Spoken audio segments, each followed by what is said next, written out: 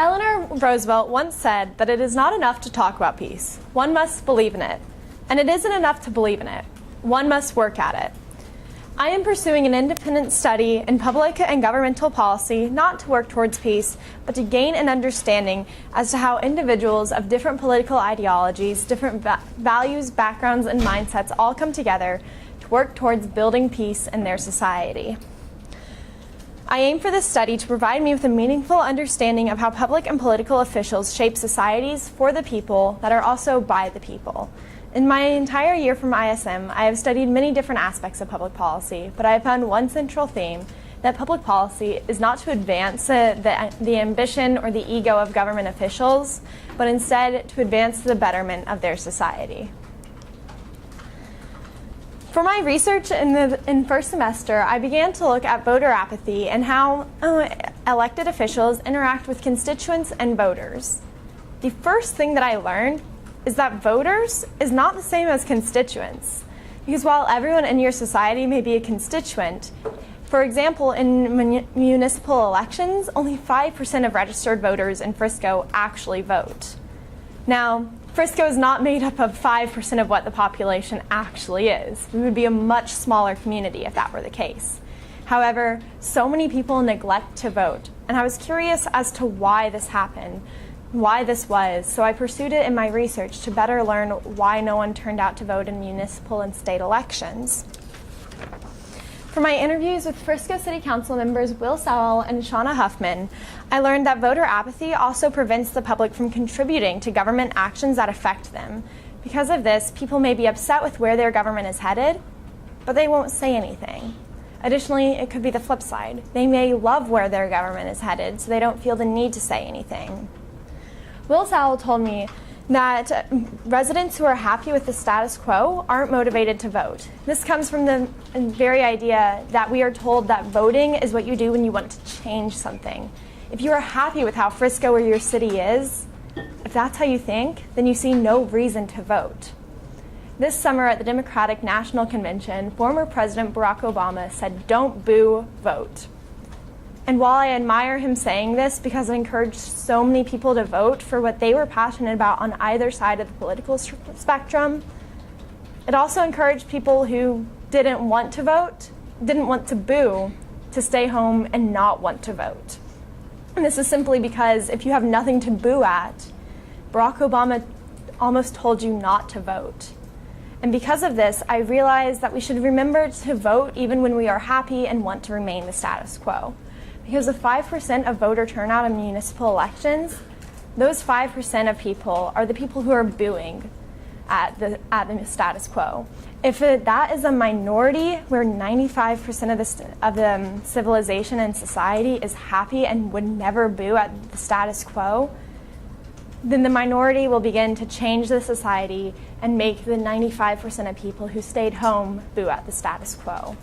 And while this would force everyone to go out and vote, which would promote voter turnout, it is not the way that we should want to get voter turnout. We should want people voting because they care about their society, not because they want to boo at their society. Additionally, I learned that voters believe there is a disconnection between them and their government officials. Many elected officials claim that they vote their conscience on different ordinances and legislation pieces. In other terms, they don't vote for re-election purposes. When they go into the city hall or to the state capitol or even the congressional building in DC, they have their conscience and their morals in mind, not their constituents. And while this is admirable that they are not seeking ambition with every single vote they do, they're also not keeping in mind the needs and morals of their voters, who they are supposed to represent. I believe that this has caused many constituents and former voters to lose faith in our elected officials, because if they think that everyone is voting their conscience and not the conscience that the voters took to the ballots, then their elected officials are creating a society for them and not for the voters who elected them. Furthermore, I believe that this apathy comes from a lack of candidates creating almost pre-decided elections. In 2012, almost 0 Democrats ran for county and state offices in Collin County, according to Theodore Kim of the Dallas Morning News. When moderate and liberal voters were presented with a ballot that consisted of Republican and Libertarian candidates, they almost believed that their vote would do nothing because there was no one on the candidate who represented what they believed. And while North Texas is made of very few Democrats and liberals, they still need someone to vote for. Because if their voice isn't heard between choosing between a Libertarian and a Republican, then they contribute to the 95% of people who don't show up to vote. After conducting research in voter apathy, I also began to work on my original work. I used my research from voter apathy and targeted it towards millennials who, after the presidential election of 2016, were incredibly affected about it emotionally and personally. I was intrigued by how millennials were responding and interacting with their government because it became apparent that not all of them were apathetic, but the majority of them weren't positive towards their government. For my original work, I wrote and produced a podcast regarding how millennials are shaping the future of the Democratic Party and how their current responses to public education finance are shaping the future of education policy. Regarding millennials and their interactions with political parties, I analyzed exit poll data from Bloomberg Politics, as well as a survey I sent out to 276 millennials, primarily in the state of Texas. Through this data, I learned that generally speaking, millennials are liberals with negative feelings, whether apathetic or disdainful for their government. Many millennials are concerned with more social issues than economic issues. I believe that this is primarily from the fact that most millennials are younger than other generations and have not reached the stage in their life where the economy is what they've grown up into and what they are immediately concerned with. Instead, they see social issues because they are either on college campuses or just off college campuses, and all their activism is directed towards making sure that their fellow millennials are living in a great place, and not that the economy is in a great place. Additionally, with how they align with social issues, they are gravitating more towards the Democratic Party and the left rather than the right and the GOP. Now, while millennials may be gravitating towards the Democratic Party, the Democratic Party is still in a post-election soul-searching moment. Many party leaders are unsure if they want to be the party of the traditional working blue-collar classes, or if they want to be a party rooted in social issues from the diverse generation of millennials. Now, blue-collar working class and diverse generation of millennials are two very different demographics with completely different needs. We saw this as some traditional working class people voted for Donald Trump on the issues such as abortion, which is a very social issue just as it is a government issue. Whereas millennials voted for Hillary Clinton given how she presented social issues such as abortion. Now, because they have such different beliefs rooted in them economically and socially, the traditional working class and millennial generation most likely will not coexist within the same major party. Yet the Democrats are still wondering who should they try to align with and who should they represent. Because of this, we are seeing millennials and Democrats struggling to get along and little work being done to incorporate millennials into the political spheres within DC and even in local and state elections. And this is only causing millennials to be more and more disenfranchised with the government. As I furthered my original work research, I also examined how millennials are responding towards nationwide budget cuts in education. While voting and participating in polls from the newspaper The Federalist, 43% of participating millennials said that they would rather enroll their student in a private or charter school than any other school. But more than half of those same millennials were voting for Democrats, which normally propose a policy that helps promote public schools and limits school choice, such as vouchers that would help them send their children to private schools. This disparity shows that millennials will align with Democrats and almost put to the back burner their non-social issues, because education policy and where they should send their child with the help of a voucher or without a voucher, depending on how they voted, is not a social issue. So from these numbers, we can assume that millennials are trying to advance their social agenda and ideologies before they advance their economic interests. Their actions, though, Additionally, less are going into the teaching workforce, and even less of the people who become teachers remain as teachers. So we see that millennials are not going into teaching in a rate that will replace the current amount of teachers as they begin to retire. I believe that millennials wanting to send their children to private schools and not go into teaching is a result of the tuition hikes and budget cuts that they faced throughout college, middle school, and high school while growing up. Because millennials lack a faith in public education, because year after year they have seen their elected representatives cut the very thing that they are standing on, they have no reason to support public education finance because they see it as something that no one wants to support, because no one saw them as students as worthy of a significant budget. Hopefully their negativity will signal active change. Maybe we will see millennials turning out for education policy as they turned out for the Women's March. But the disparity between their actions and their voting suggests that it will be dark before light. And we have reached this issue because with millennials voting for their social ideologies rather than their economic ideologies, the disparity between them shows that people will only become more and more mad with the elected officials that they themselves have voted into office. After completing my original work, I further pursued public policy under the mentorship of Shauna Huffman. I have learned a tremendous amount regarding how policy is shaped by local and state representatives, as well as how voters and constituents interact with these representatives. In addition to the valuable lessons she has taught me regarding public policy, she has also opened up many doors for me.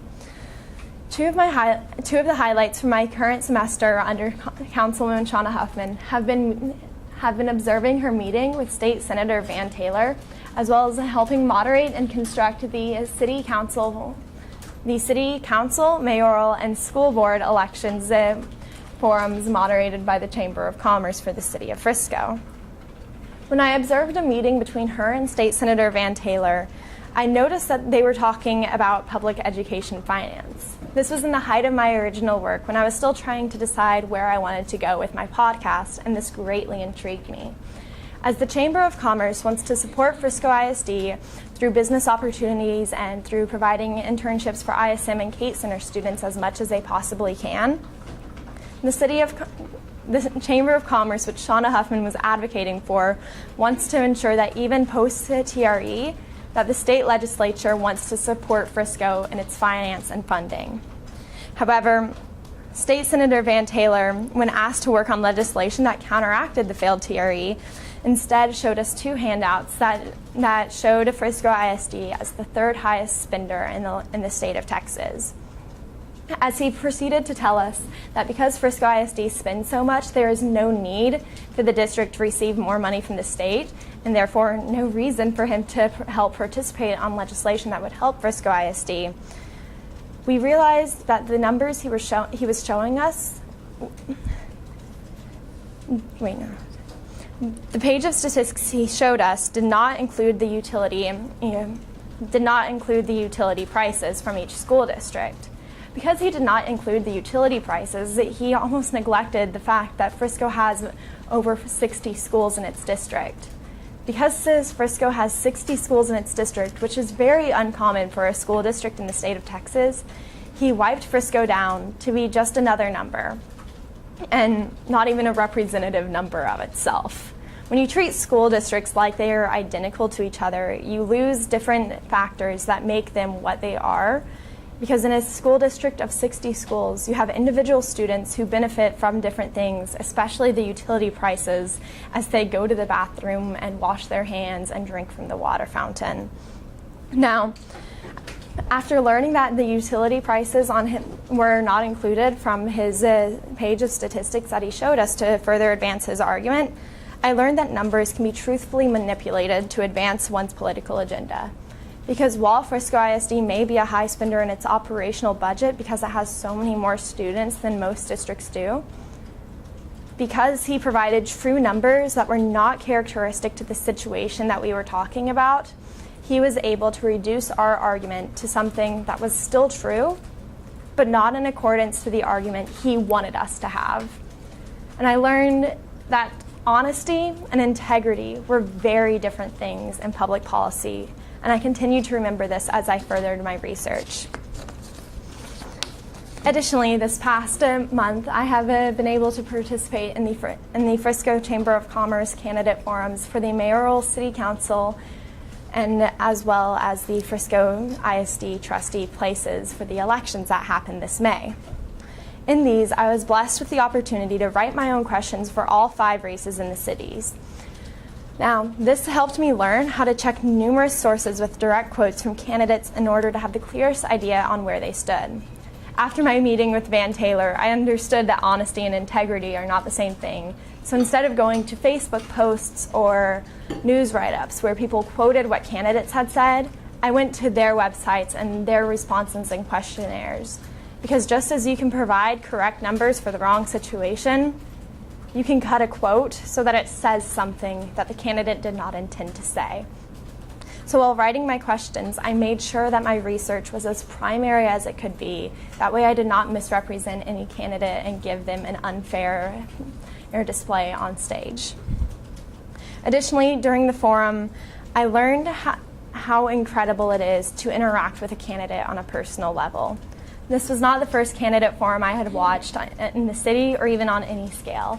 Throughout the election, I followed every single presidential debate, and during the previous special election this past February, I did watch the Frisco Chamber of Commerce candidate forum for the City Council Place 1.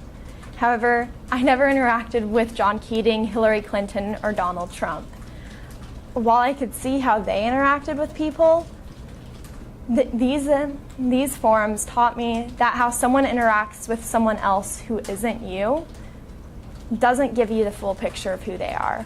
When you yourself ask a candidate questions and shake their hands, you see how they think of you, how they think of someone who looks like you, who speaks like you, and what respect they may have around you, or what respect they may feign around you. So I learned the importance it is of interacting with candidates. And this helped me further my research from first semester in voter apathy, because even in a city as large as Frisco, all of the candidates this past election have been so accessible and so easy to meet with and speak with, yet so few people take advantage of that, so they never have a true picture of what the candidates are really like. And after my experiences in the Frisco Chamber of Commerce candidate forums, I do believe that it is important to interact with your elected representatives as much as possible to further understand how they will vote on policies that affect you and your neighbors. Through my mentorship, I have also produced my final product, which is a case study entitled Public Education Finance Reform in the State of Texas. This case study serves to analyze the current system of education and finance in comparison to a system that is exactly the same but has repealed recapture legislation, as well as a system that completely reforms public education finance, so that instead of local tax revenue financing 52% of district operational budgets, the state would finance that, and local tax revenue would finance 38% of the budget, which the state currently finances of a general district in the state of Texas. I decided to pursue and write this case study for my final product after the failure of the TRE. Given that the tax ratification election to raise the tax to fund Frisco ISD failed, I wanted to know why it failed and why it needed to even pass in the first place. Because the TRE was surrounded by misinformation perpetuated by both sides, I wanted to bypass that and learn what the real issues were at the state level and how we can fix them so that no city or district is ever plagued with the drama that was the TRE in Frisco this August. So in my case study, I addressed each system of education finance through the means of looking at how constitutional it was, how it benefited students, as well as what political probability it had. I learned that while recapture legislation, which takes money from property-wealthy districts to redistribute it to districts with low property tax revenue, I learned that while this recapture legislation process for public education finance was ruled constitutional by Morris v. Taxpayer in the summer of 2016 at the Texas Supreme Court, it is deeply flawed. but we do need programs resemblant of recapture to ensure that the Constitution of Texas still is within our districts, because there is an equal opportunity clause that ensures that districts must have equal funding for its student population. However, I believe that there is a better way to do it than through recapture legislation, because just like the Supreme Court, I do believe that the system of public education finance in Texas is Byzantine at best. However, we cannot just simply repeal recapture and not do anything to replace it, because doing so would keep schools in property-poor districts from being able to achieve the same standards as wealthier districts, given that they simply would not have significant funding and would be at no means of being able to compete with its wealthier neighbors. After analyzing each system of with standards of constitutionality, I learned that recapture legislation, as well as its repeal, both tend to change what we see as a high education standard. Currently under recapture, property-wealthy districts that have been high-performing in years past are being brought down to meet the standards of property-poor districts, because that's the funding they are receiving now. Now, you can define equal as being at the same place. However, when they were like this, you would think that it is best to raise districts to meet higher standards. But instead, recapture legislation brings the people down to the same lower standards. Now, repealing recapture would only exacerbate this inequality, further ruining the system and how it affects students, so we cannot simply repeal recapture. But I believe that if we were to implement a policy where the state and local funding for proportions for how they finance a district, if we were to flip those so that the state finances the majority of a district, I believe that we would see people being raised to higher education standards, but still equally raised to meet them. And so because of this, I believe that we should work as voters, as constituents, but also as the state of Texas. To make sure that public education finance reform is so much more than meeting and upholding constitutional standards. Because when the Constitution just says that we should provide equal opportunity for students, we should want more than just equal opportunity. We should want opportunities that are high and competitive and make people want to come to Texas for the education and not leave Texas because of education. If we continue to lower school districts to meet the lowest performing district, we will only see students struggle to compete in the economy as they graduate. And I believe that reform should focus on still being constitutional, but bringing students up. As I finish my final product, I realized that through ISM, I have learned that I want to step into public service more than public politics. And that goes back to voter apathy, and honesty is not always integrity, because public politics is so much about using honesty and different political agendas to further advance your ego and your ambitions, whereas public service is going into the same exact arena, but using your integrity and your commitment to voters to make sure that you create a society that's better for them to live in, even if that means ruining your reputation or sacrificing your ego and having to be a little bit more humble than the ambition seeker next to you. As I leave ISM this year, I have realized that I was not here this year, and I am not here in my public involvement to learn how to individually succeed in government to advance my ambitions. I am here to learn how to work together to produce a society that functions well and is better for our students, for our taxpayers, and for every single person in the city of Frisco, the state of Texas, and the country of the United States. I'm here to learn how people come together to work towards the common goal of peace within the community. Finally, I am here to learn how I can serve the community in a political fashion with integrity, not just honesty. Thank you.